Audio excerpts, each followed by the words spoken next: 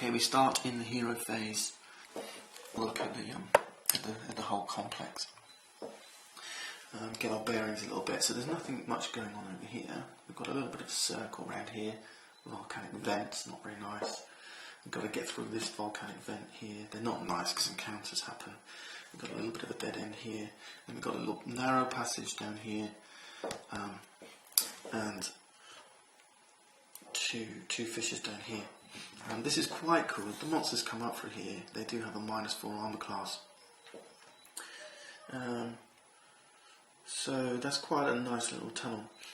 Maybe we'll head over here and get this volcanic vent tile out of the way so we can avoid any nasty encounters. Right, Bruno's just going to move once, 1, 2, 3, 4, 5. Maybe that wasn't a good starting spot. We can go anywhere on the start tile, so I'm going to put the stars here. 1, 2, 3, 4, 5. 1, 2, 3, 4. Yeah, I'm going to go next to the fissure here. Hero phase. Can I attack this? No, I've moved twice. And it says, this is the thing I don't understand. It's when you can hit them. To close a fissure, a hero must be on its tile edge that's next to the hero can deal 1 damage to the fissure instead of moving.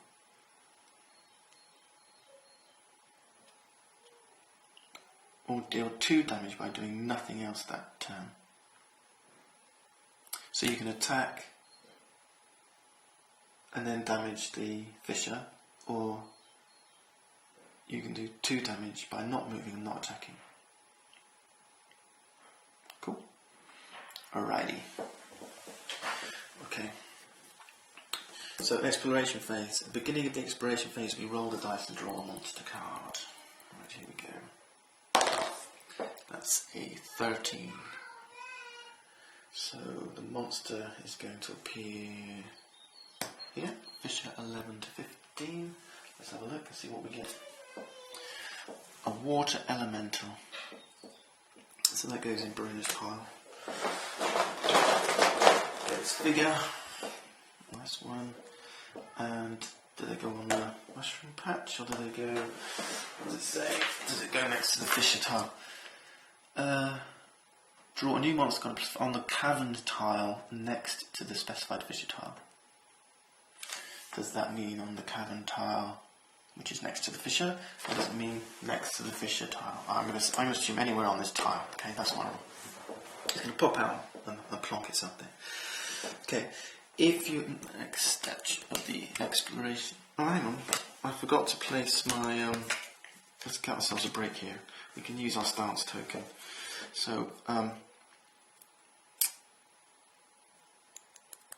we're going to, at the start of your hero phase, place a stance token on this card. Right, we're going to do that because we should have done that. I just forgot. Okay, so that's down here.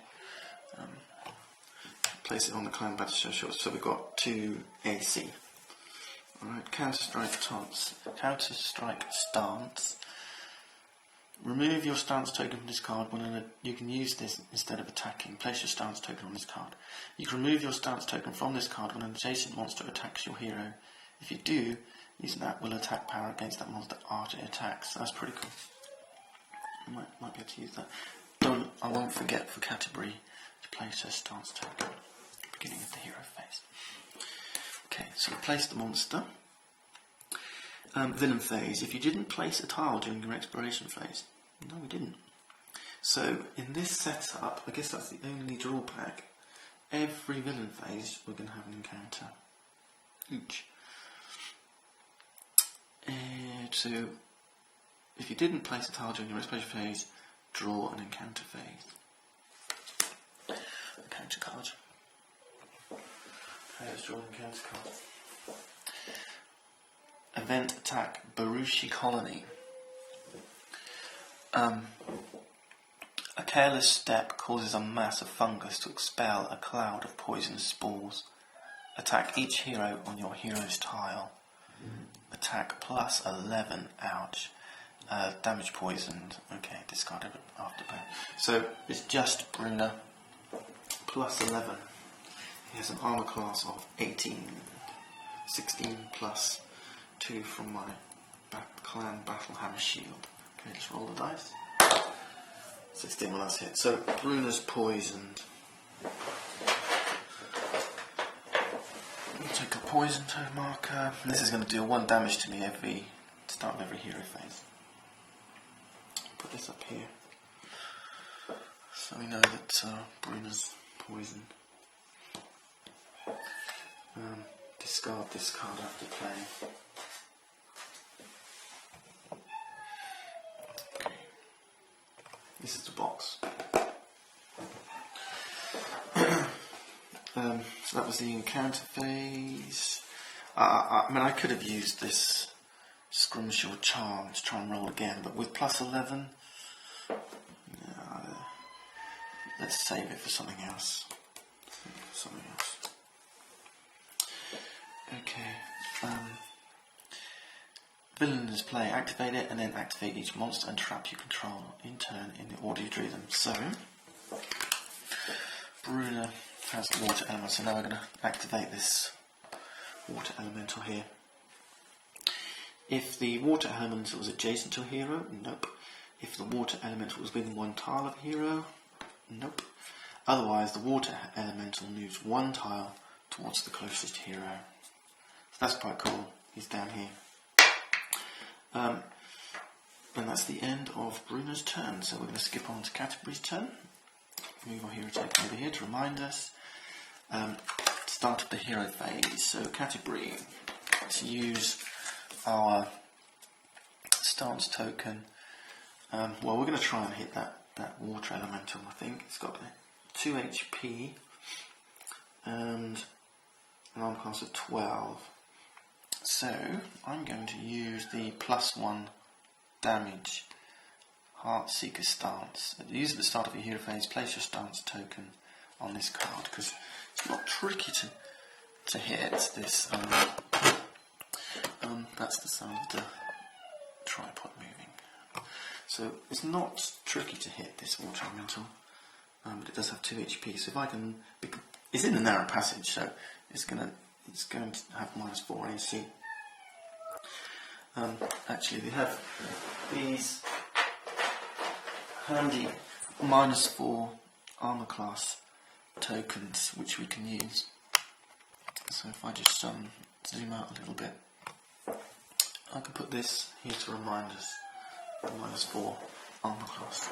So it should be easy to hit. If we can do 2 damage, it's dead. So I'm going to put this stance token on the Heartseeker stance.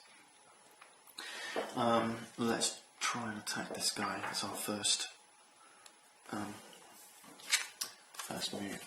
move. Okay, so we're going to roll the dice. We're going to use what we're going to use. This one, attack a monster within 2 tiles. So we're going to use our bow. It does +6. It does 1 damage, plus a Heartseeker stance will be 2 damage if we hit. So here we go. Oops. Well, that was a 19. So we've hit. We've done 2 damage. This guy is dead. Let's use the stickness here. That's our experience, 2 XP.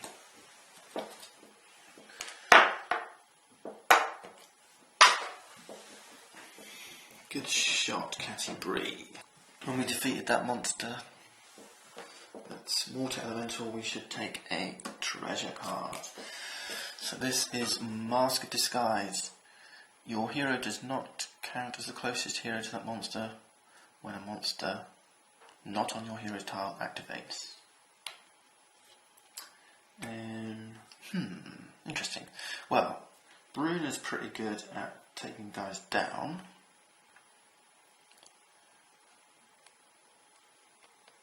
Canterbury is good at taking them from a distance. But if Bruna takes this, potentially he's going to be up close to people. It may force monsters to move away. But I think Canterbury's going to use this. She's going to stay at distance and hit people with a bow. So I'm going to give this to Canterbury. Okay, so that's an item. Okay, so hero phase, attack, then move. We don't want her to move, so she's just going to do nothing. There's a mushroom patch here, so I'm just going to move her back a little ways, possibly just back here one step.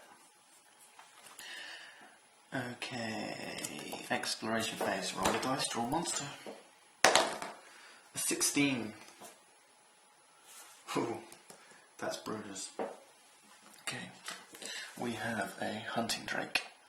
That's not too bad. So Category takes the hunting drake. That's one of these little guys. They're pretty cool.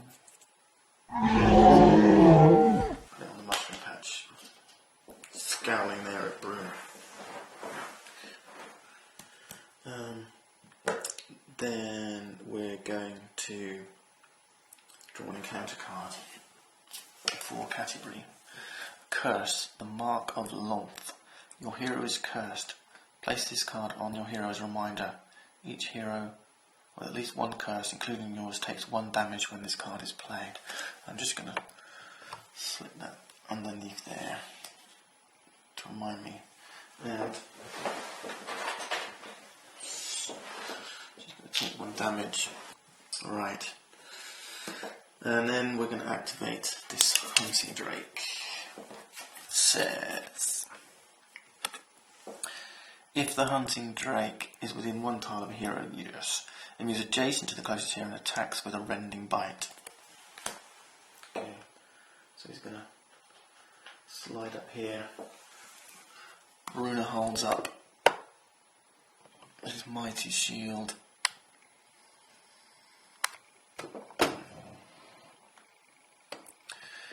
And he's got a high armor class, 18. So let's roll this dice. He has an attack plus 8. That's a 5. Plus 8 is a 13, so he misses.